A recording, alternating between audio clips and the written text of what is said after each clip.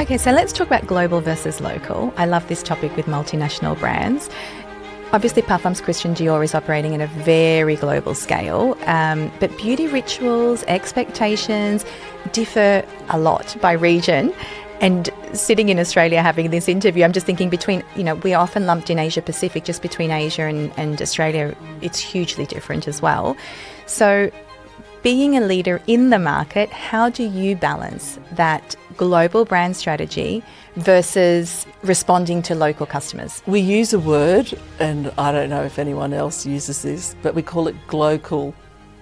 And the glocal is, firstly, there has to be, to what you just shared, there has to be a respect, understanding, and an absolute execution of what the global framework is. But then there also has to be an understanding of what are our nuances. We have to be compliant. We have certain standard operating procedures in each country that we have to adhere by. So when we sit with our executive team, it is discussed what are the nuances, what is the legalities of what we need to do in how we can actually express the global framework, so to speak. And that comes through with everything that we actually do, from the store compliance to how the beauty consultant services the client, from the respect and the data privacy of our customer relation management program. And that's how we ensure that there is the respect and the touch points of both. But can I add, I do believe a customer being in a Northern Hemisphere store versus here in Australia, ultimately they should still be receiving the same experience. Yes, indeed. And I think, especially from my time in L'Oreal, I think the formulations are very specific as well because of the climate, just because you said Northern and Southern Hemisphere, because you're trying to deliver excellence, the brand promise.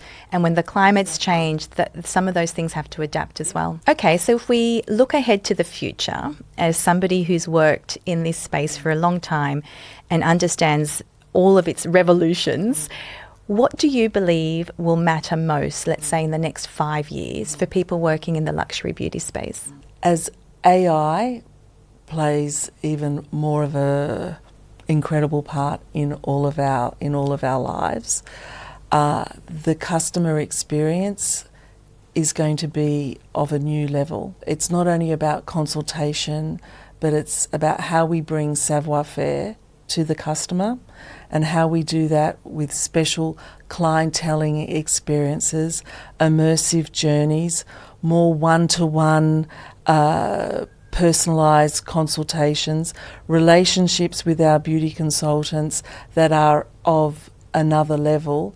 That's what's going to make the difference, that there will be a heightened feeling of the customer feeling that they are so special and that the brand can identify with them.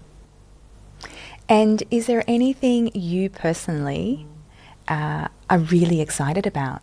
There's so much, Amelia. If I look at the expectation of what we believe our beauty consultant community now needs to deliver, they are business people, they have an analysis, they have a love for retail, they have a knowledge. It's not just about rocking up to work and serving a couple of customers, that they are the business owners and they are the change makers of how we can actually build the Dior community. And there's nothing more, I guess, for me, satisfying is every time we even have a conference to actually hear about the successes and the empowerment of what the beauty consultant, what the manager does to actually bring Dior alive is just so powerful. So the more we can grow, develop, inspire and motivate them, the more we can bring that to our beautiful brand of customers that actually are part of Parfums Christian Dior.